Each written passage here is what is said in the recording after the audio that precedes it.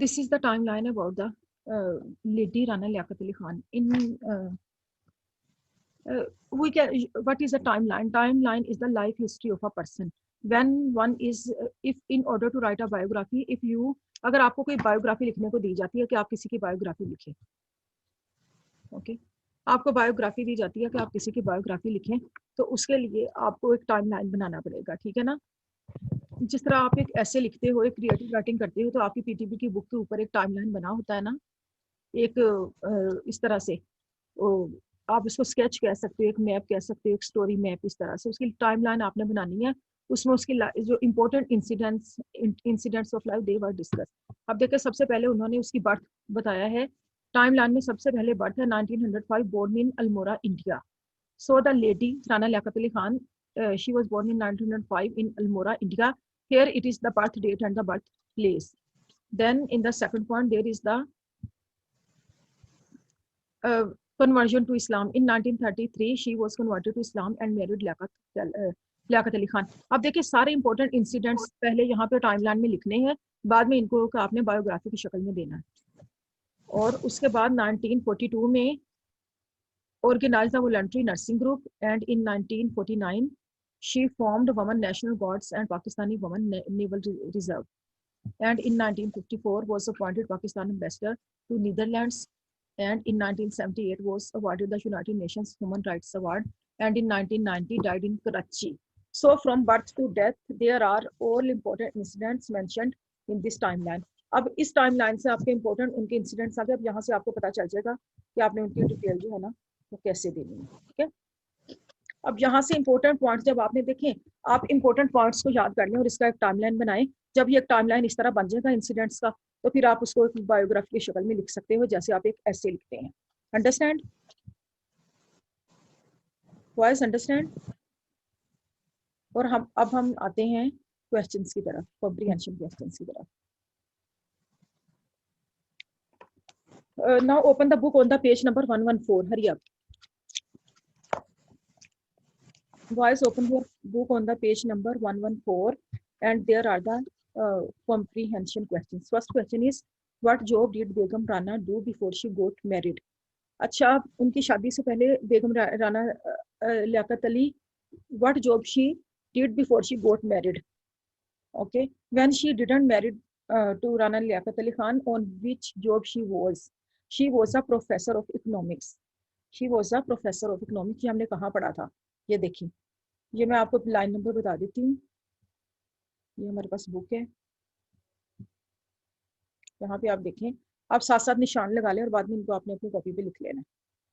ये देखें,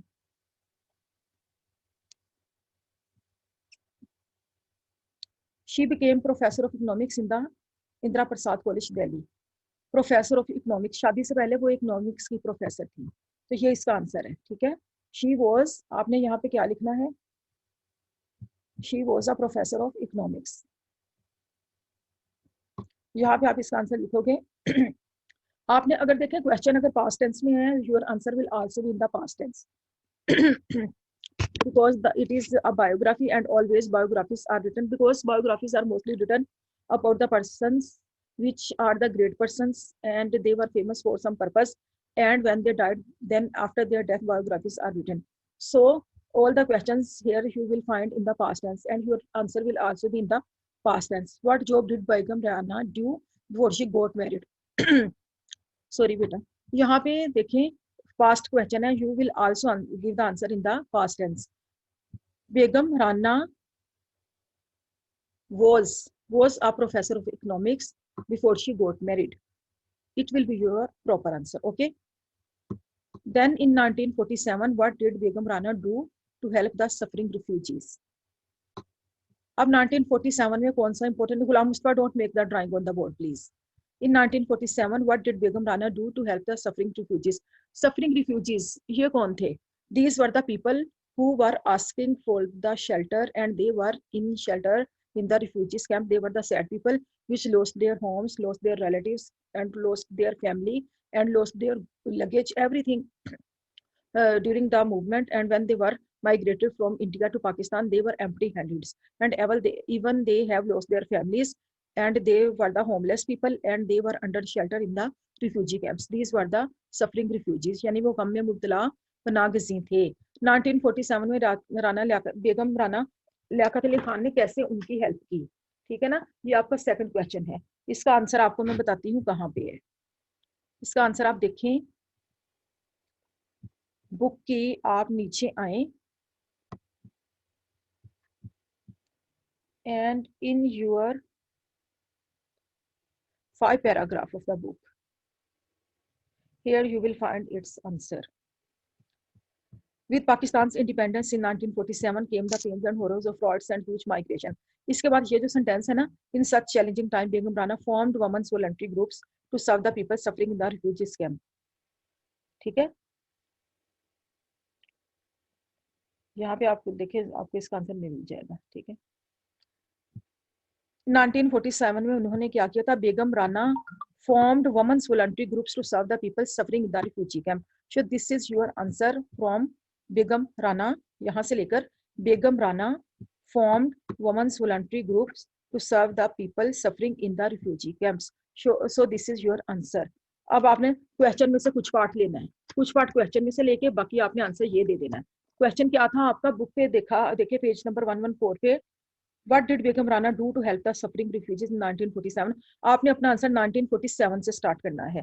आपने लिखना है in 1947 Begum Rana formed women's voluntary group to serve the people suffering in the refugee camp. तो ये यहाँ से लेकर आप यहाँ तक मार्क कर लें, ये आपका आंसर है। Understand? Should we go forward? Boys, tell me. हरी आप कोई है यहाँ पे? Please unmute yourself, tell me, are you listening me? Yes ma'am. Okay, mark कर लिया आपने क्वेश्चन का आंसर? मार्क कर लिया? Yes ma'am. Now come to the third question. Screen नजर आ रही है आपको जो मैं शेयर कर रही हूँ? Yes boys, can you see? Yes ma'am. ठीक है, अब इसके साथ साथ अच्छी तरह से क्वेश्चंस के आंसर मार्क करें।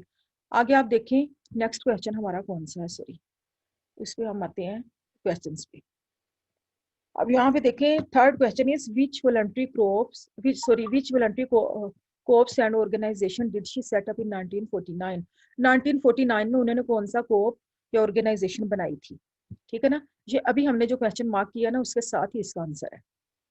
1949 में लेडी की स्ट्रगल, ये देखिए इन 1949, यहाँ से इसका आंसर आपने यहाँ तक लिख लेना है। ठीक है, last 3 lines. In 1949 she formed Women National Guards and Pakistan Women Naval Reserve and was appointed as the chief controller of both with the rank of brigadier. Okay, this is the answer of the question number 3rd.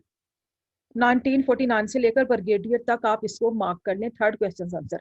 Second का मैंने आपको ये बताया था कि शुरू में आपने इन 1947 लिखना है, उसके बाद बेगम राना फॉर्म्ड से लेकर और यहाँ तक लगाना है कैंप्स तक, और थर्ड का 1949 से ब्रिगेडियर तक। और फर्स्ट का मैंने आपको बताया था कि ये लिखना है she was a professor of economics. यहाँ पे देखिए she was a professor of economics, ये आप फर्स्ट का आंसर है। और सेकंड का 1945 वाला है, और थर्ड का मैंने आपको बता दिया यहाँ से लेकर 1949 से ब्रिगेडियर तक। Understand? Should we proceed to the fourth question boys? चले फोर्थ की तरफ? Yes ma'am. Okay, question number 4, she served as Pakistani ambassador to which countries? अच्छा, कौन से कंट्रीज में वो एम्बेसडर बनी थी पाकिस्तान का? ये आपके पेज नंबर 113 पे इसके आंसर्स हैं। ठीक है, अब हम 113 पेज पे आते हैं। सॉरी ये क्या हो गया, दोबारा इसको खोलती हूँ। ये देखिए, इसको बड़ा कैसे मैं करूँगी? किसी को पता है कैसे बड़ा होगा? ये छोटा हो गया ना स्क्रीन? यस मैम, बहुत ज़्यादा छोटा हो गया। इसको हम बिग करती हूँ, इसको मैं देखती हूँ। अब ये मुझे नहीं इसका इतनी डिटेल पता, इसको बड़ी कैसे करना है, लेकिन चलिए आपको फिर भी पता चल जाएगा क्वेश्चन का। ठीक है, समझ नजर आ रहा है, फिर भी आपको पता चल जाएगा क्वेश्चन का आंसर। अब यहाँ पे जो क्वेश्चन, मैम दूसरे बच्चे जूम कर ले, मैम जूम करके देख ले। हाँ जूम करके इसको आप देख लो। अब ये मुझे ना बाद में पता चलेगा, लेकिन आपको लाइन नंबर पता, असल में तो आपके पास बुक्स तो है ना, बुक्स तो है ना आपके पास। कोई बच्चा भी एंटर हुआ है क्लास में फिर। अच्छा, अब देखें यहाँ पे इस ये जो अगला पेज है ना, ये वाला जिसपे ये आपको नजर आ रहे हैं, 2 persons Rana Liaquat Ali Khan and 1 person they are joining hands and behind them there is the lady, this is on this page। यहाँ पे आप देखें, इस पेज पे आपको मिलेगा उन कंट्रीज के नेम मिल जाएंगे। ये देखें नीदरलैंड्स में वो कहाँ कहाँ 1944 में अपॉइंट हुई थी, ठीक है। ये आपने पहली, इस पैराग्राफ की आपने पहली 4 लाइंस ले लेनी है। इन 1954 she was appointed the Pakistani ambassador to Netherlands and also served in the similar position later in Italy and Tunisia। Tunisia तक जो है ना, यहाँ तक आपका आंसर है। अब आपको मार्क कर लिया, आप मार्क करें इसको। यहाँ पहली लाइन जो है ना पेज नंबर 1954, इन 1954 यहाँ से लेके तुनिसिया तक आप इसको कर लें। ये आपके क्वेश्चन नंबर 4 का आंसर है, ठीक है। समझ आ गई है? Yes boys. आगे क्वेश्चन नंबर 5 देखें।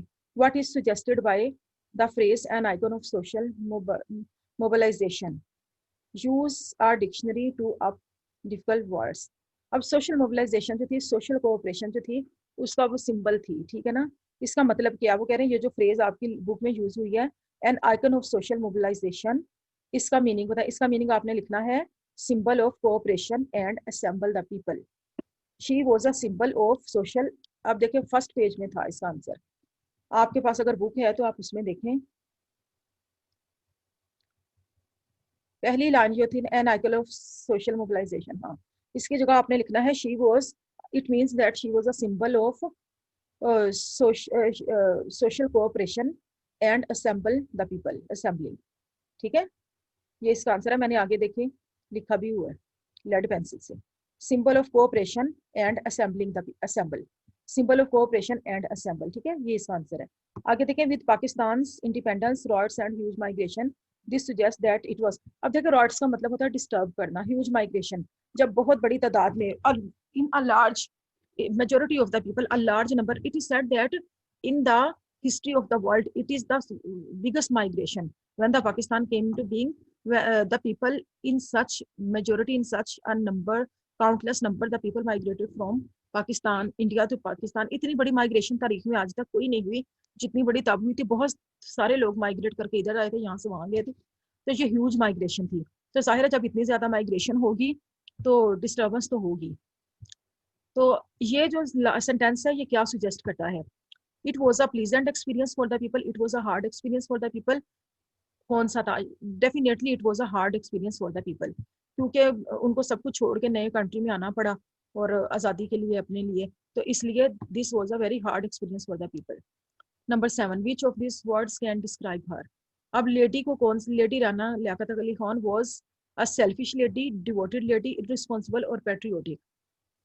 she was a devoted lady because she devoted herself with full concentration to her work, and she was doing a lot, she did a lot for the women's liberalism, women's freedom, and also for the Muslim ladies freedom, and she was a very educated and helped a lot when the Pakistan came into being in the newly years of the Pakistan, when the Pakistan was in so much disturbance and in so much trouble.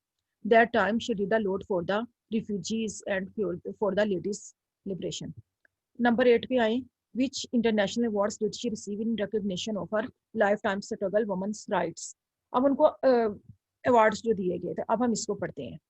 ये question जो है इसका answer आपको मिलेगा इसी second page पे। ये देखिए आपकी बुक का सेकंड पेज जो है, या मुझसे छोटा हो गया, मुझे ये समझ नहीं आ रही इसको बड़ा कैसे करना है, तो इसको आप देखें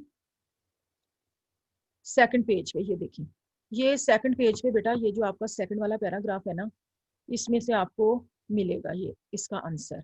इसमें आप ये देखें, आपको नजर आ रहा है सेकंड लाइन, सेकंड पैराग्राफ की सेकंड लाइन में देखें फॉर वुमेन्स राइट्स। यहाँ पे आप मार्क कर लें कि for women's right she was awarded the United Nations human rights award in 1978, यहाँ तक, ठीक है। ये अवार्ड आपको उनको मिला था। यहाँ से लेकर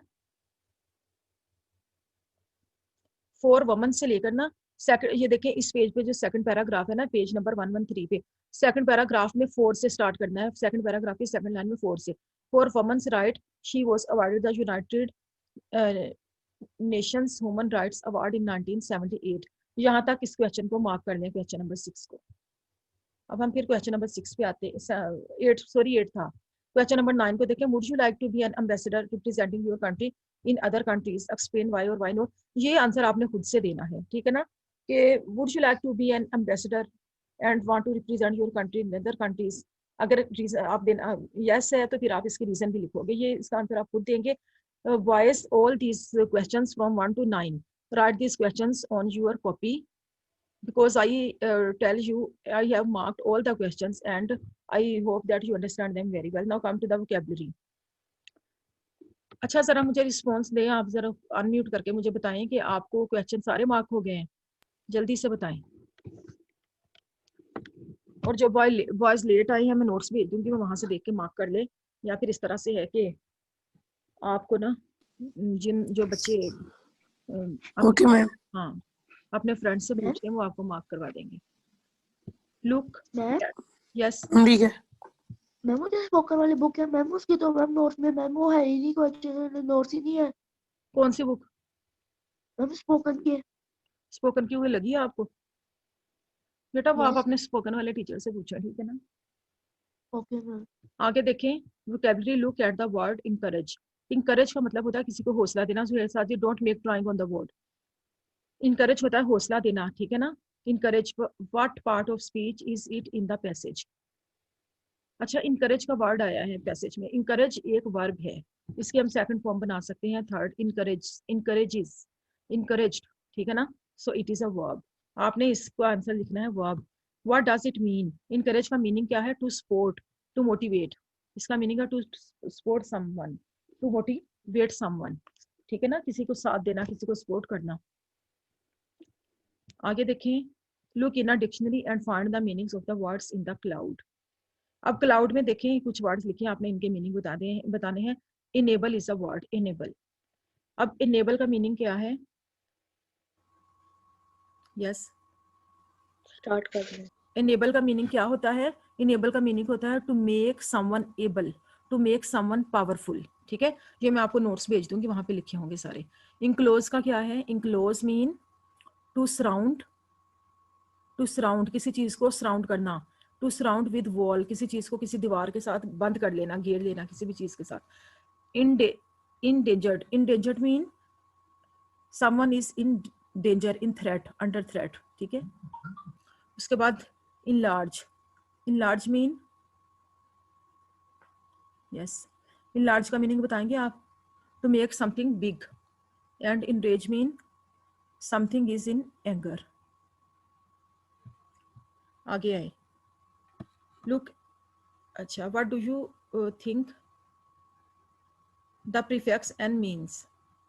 अच्छा देखें, जब किसी वर्ड के साथ इन लग जाता है ना, तो इट मीन कि उसको किसी काबिल बनाना होता है ना, उसमें चेंजिंग लेकर आनी है, हम इसको कहें, ठीक है। अब उसके बाद क्वेश्चन नंबर 2 देखें, look at the word international, follow step 1 to 5 above and work out what the prefix inter means।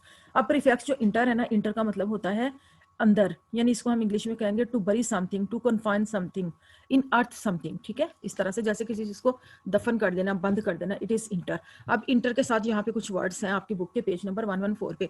अगर आपको ये क्लियर नहीं नजर आ रहा तो अपनी बुक का 114 पेज खोलें।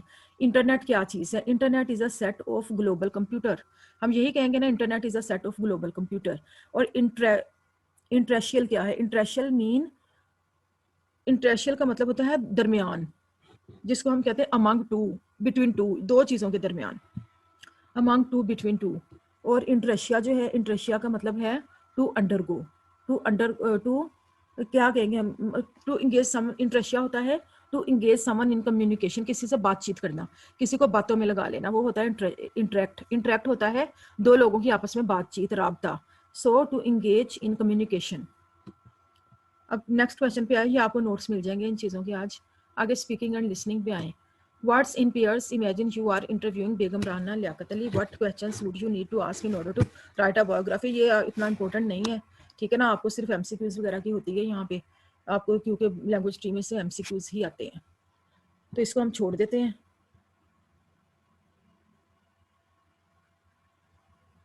आगे आप देखें, अब हम आते हैं नेक्स्ट पेज पे।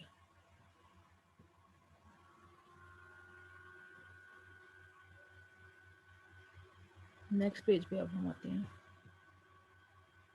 ये बुक भी हमारा ये हो गई कंप्लीट, इसको हम क्लोज कर देते हैं। ये भी हमारा जो है हो गया। ये हाँ जी, यहाँ पे देखें, हम इसको देखते हैं, सॉरी, ठीक है। पेज नंबर 115 ओपन करें, 115। यहाँ देखें, आपको वर्ड्स क्लियर नज़र आ रहे हैं, पहली पिक्चर में तो नहीं थे, इसमें भी नहीं नज़र आ रहे ठीक तरह से। चलें, मैं आपको लिख दूँगी ये। आगे पेज नंबर 115 निकालें अपनी स्टूडेंट बुक का। लैंग्वेज है, relative pronouns क्या होते हैं? The relative pronouns who, which and where can join two phrases or sentences, take the place of a noun or a pronoun. Who refers to people, which refers to things, where refers to place. That is the girl she won, that is the girl. अब देखें, relative pronouns जो होते हैं ना, as a conjunction use होते हैं, ये हम लगाते हैं दो phrases, दो जुमलों को आपस में मिलाने के लिए लगता है। देखें, who लगता है, which लगता है, where लगता है। who लगता है ह्यूमन बींग्स के लिए, इंसानों के लिए। देखें, who refers to people, लोगों के लिए who लगता है। which refers to the things, और कोई चीजें होंगी उनके लिए which लगेगा। and where refers to place, where place के लिए, किसी जगह के लिए where लगेगा, किसी चीज के लिए which लगेगा, और लोगों के लिए who लगेगा। that is the girl she won, ये वो लड़की है जिसने इनाम जीता। अब इसको कैसे बनाएंगे? that is the girl who won।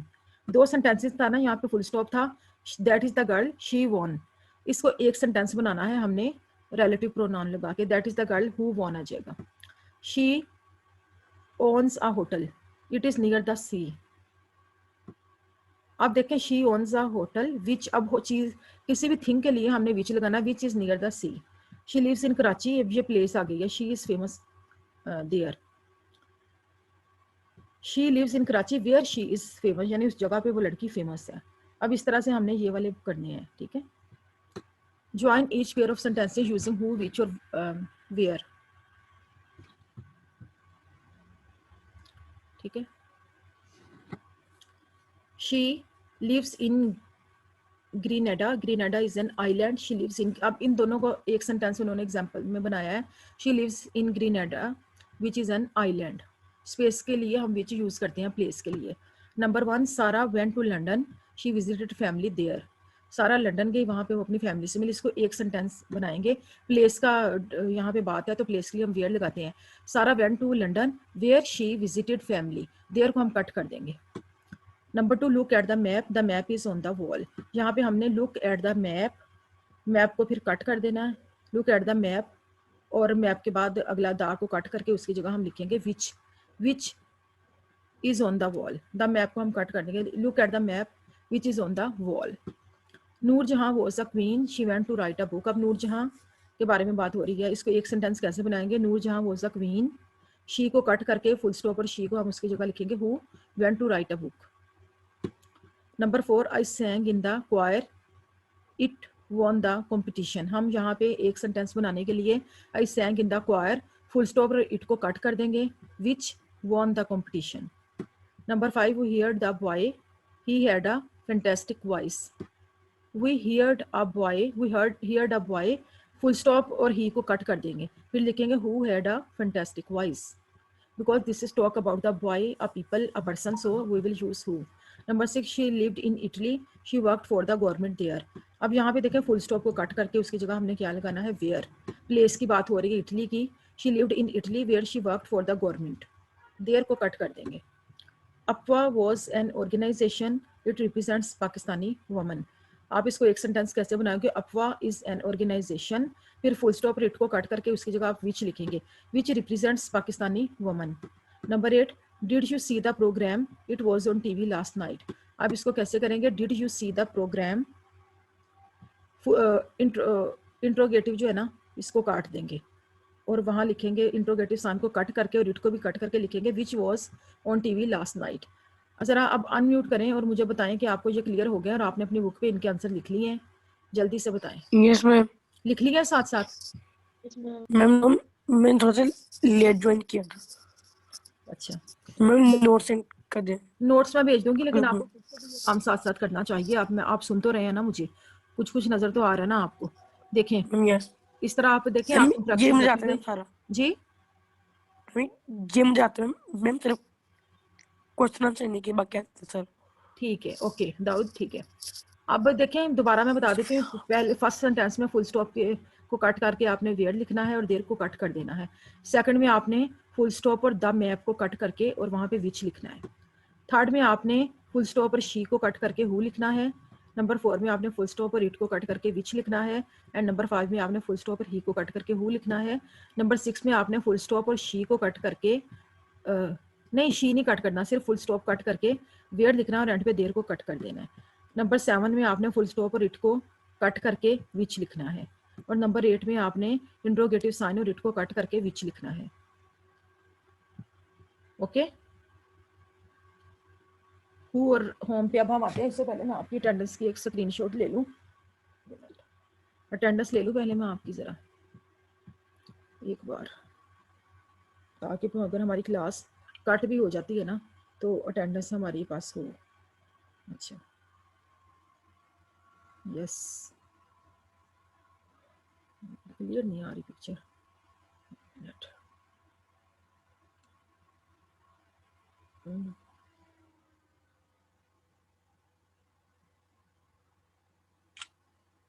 Okay, ये भी क्लियर नहीं आई, पेज पे लिख लूँ। अहमद इजाज, गुलाम मुस्तफ़ा, चलो जी अच्छी पिक्चर आ गई है, ठीक है। अहमद इजाज, गुलाम मुस्तफ़ा, मोहम्मद दाऊद, ज़ुहैर साजिद। तो Zuhair Sajid, why you were after a very long time, क्या मसला था कोई इंटरनेट का? Taimur Shah, Mansoor, Rana Mohsin, Sufiyan नवीर। Taimur Shah, you are also not regular in the online classes, why? Taimur Shah भी बीच में कुछ दिन एब्सेंट रहा है। मैं वो 2 दिन से ना इंटरनेट खराब था। ओके, और ज़ुहैर साजिद आप क्यों नहीं आते क्लास में? मैं वो कल इंटरनेट का मसला था। Okay. Now come to the next question on the page number 115. It is also on the page number 115. Complete each sentence using who or whom. अब who और whom लगाना बेटा, who आप लगाते हो जो, जब किसी पर्सन के लिए आप लगाते हो ना तो who लगाते हो, whom लगाते हो belonging के लिए, जिसको, जब आपने उर्दू में कहना जिसको हमने ये काम किया, जिससे मुतालिक कोई बात हो तो होम लगता है, रिलेशन के लिए होम लगता है और पर्सन के लिए हु लगता है। देखें, this is my aunt who lives in England, ये वो मेरी आंटी है जो लंदन में रहती है, हु, उनके लिए हु लगाना है। अगर आंटी से रिलेटेड कोई काम होगा तो फिर होम लगेगा। The boy for home I voted has won, यहाँ पे होम आएगा, जिस लड़के को, ठीक है। The boy who won was only 12, यहाँ पे who आएगा। she is the girl dash wants to be a flight attendant, that is the girl who wants to be a flight attendant, who आएगा। she is the girl dash everyone likes, she is the girl whom, जिसको everyone likes, हर कोई पसंद करता है। जब आपने जिसको होगा तो whom लिखना है। if something is tells about the noun, then for the noun you will write on the relative pronoun who, and for the any important thing about that noun then you will use whom। This is a family with dash we stayed, with whom we stayed, जिसके साथ हम रहे। This is the family dash looked after us, who looked after us, जिसने हमारा ख्याल रखा। The man to dash I spoke had a beard, जिस आदमी से मैंने बात की उसकी दाढ़ी थी। The man to whom, whom जिससे I spoke, the man dash spoke to me had a